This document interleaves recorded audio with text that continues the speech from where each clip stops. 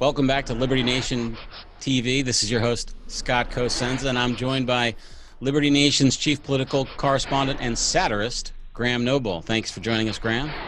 Welcome, Scott. Nice to be here. Now, this is not a satire, sad to say, although many will spring forth from it, no doubt. We're talking about Russiagate and whether or not indictments are on the way.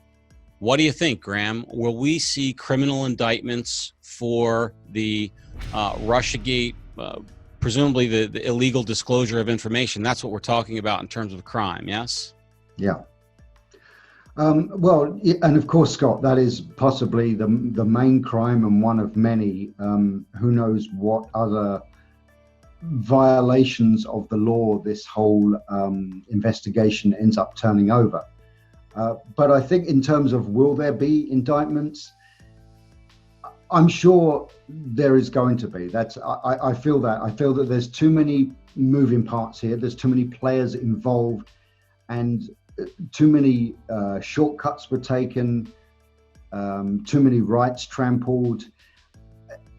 To think that this whole thing is eventually going to end with no indictments is beyond belief, even if you are the most skeptical person when it comes to looking at government and a quest for justice.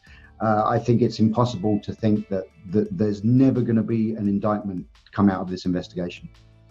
So the question then becomes, how high do they go, right? We saw, as you report in your article, it was 8 days left in the administration when Joe Biden submitted an official request to unmask Mr. Flynn's identity. Now, he's been catching a lot of heat for that. I think it's with only 8 days left in his vice presidency, he was that concerned with the fate of the security status of our nation, Graham, and that on the ball. He worked right up until the last day, I guess, huh?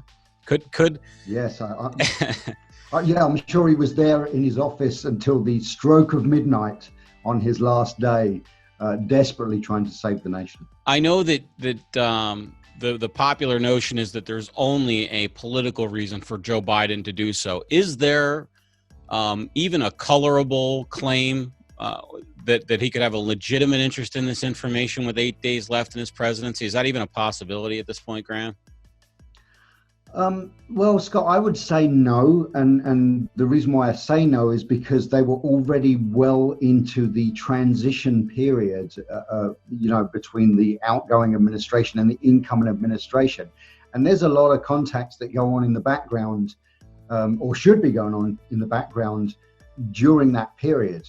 And there's a lot of people reaching out to their predecessors for advice and finding out what they need to know.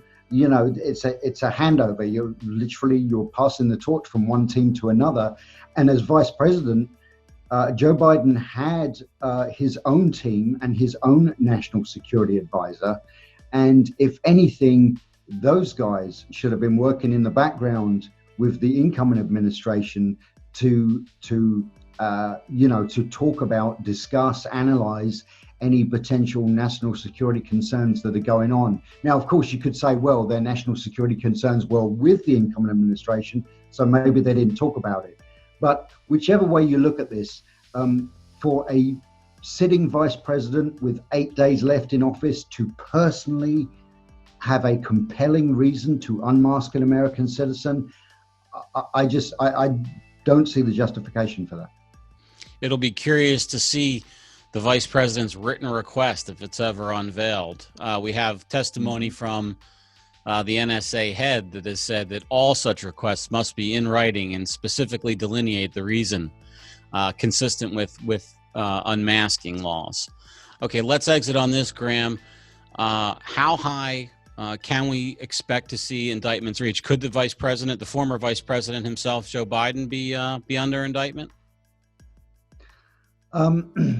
I just can't see that happening, unfortunately, because I just don't believe that the people in Washington, and even whether you're talking about elected officials or even people at the Justice Department, I don't know that anyone, to be honest, even William Barr, who I have a great deal of respect for in terms of the job he's doing. And of course, he's got John Durham working on this, who's certainly a go-getter when it comes to being a professional career prosecutor. He's not afraid to go after FBI officials or anybody else. But somehow, I don't know, I can't see a former vice president or a former president being indicted, because I think, as Senator Lindsey Graham recently said, you know, you're creating a precedent which could lead to all kinds of horrible scenarios in the future. But I think this certainly could go pretty high in terms of, you know, senior officials within the former administration's White House. And what about the big O, Barack Hussein Obama himself? Do we have any indication that he was the direct recipient of this information, and is he subject to indictment for inappropriate information usage? Well, I'm not sure that they've really got anything that they could pin to former President Obama himself. He obviously was aware of this. I mean, there were White House meetings where Michael Flynn was discussed. So definitely the idea that Obama didn't know anything about the Flynn investigation or what was going on is probably nonsense. He knew, but, you know, did he himself do anything illegal in terms of the Flynn investigation? I think that would be hard to, you know, I don't know if they're going to pin anything on Obama himself. No. LibertyNation.com's chief political correspondent, Graham Noble. Thanks for joining us, Graham. Thank you, Scott. And thanks for watching. See you next time. Go deeper on the topic discussed in this video. Head on over to one of these links here or go to our Liberty Nation Roku channel. Thanks so much for watching, and don't forget to subscribe and hit the notification bell for Liberty.